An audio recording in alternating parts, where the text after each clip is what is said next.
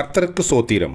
இன்றைய வேத வசனம் ரோமர் 10:4.